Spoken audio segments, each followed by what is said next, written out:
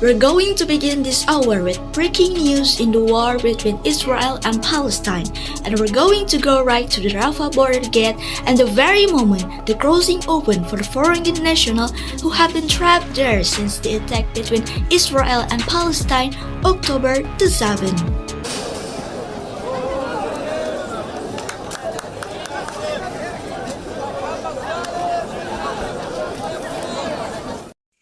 Diplomatic negotiations to get that gate open have been going on for weeks.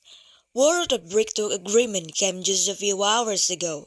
Reuters news agency is quoting an Egyptian security source saying 500 people with foreign passports will be allowed to cross into Egypt.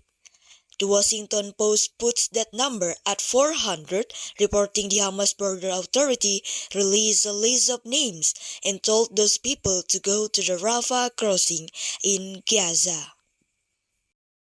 Rayyan and Nawal Mahdiah are part of our CBC News teams on the story. They have just come back from the Rafah border crossing and we'll show you scenes of that in a moment. But they are live in Cairo with us this hour. So beginning with that breaking news, Rayyan, what is happening at the border crossing at Rafah? Well, you look at the picture today in Rafah and you see really on the face of the people are finally out of Gaza. After weeks of being trapped, the Rafah crossing is the main crossing between Egypt and Gaza. This trip has been completely closed since October 7, when Hamas launched deadly attack on Israeli civilians and Israel began bombarding the Gaza Strip. There was hope purposely regarding that application that some regions holding foreign passport might be allowed to leave, but they are today completely out of the question as you mentioned. Finally, after so much diplomacy, the gates are finally open. Some people are given a chance to get it now. Palestinian officials say there are people injured in Israeli bombings, and as you mentioned, some foreign passport holders as well. There was a list circulating last night of several hundred names on it. And now, something we were talking about earlier this morning, phone and internet services in Gaza were out again the second time in a week. And Palatel, which is the largest telecom company there, is saying those services are coming back online. So I'm wondering what you're hearing on that point. Well, the lack of communication doesn't do anything but make the confusion in Gaza a lot worse. People are just wondering what's coming next and really have no way to get information. I tried to contact Canadian in Gaza this morning, no luck at all.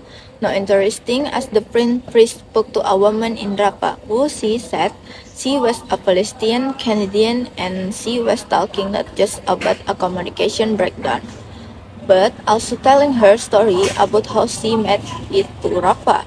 Once again, I went to highlight the Canadian embassy has not said official about Canadian getting out of Gaza, but let her what this Palestinian Canadian woman had to say this morning in Rafah crossing. We were called to come to the port to leave Gaza to Egypt by the media. I'm Canadian, as I said. The Canadian embassy called us every day nearly to make sure that we are doing fine and we're doing good. But this time they couldn't reach because of the low connection for the internet and no service for calling and receiving messages.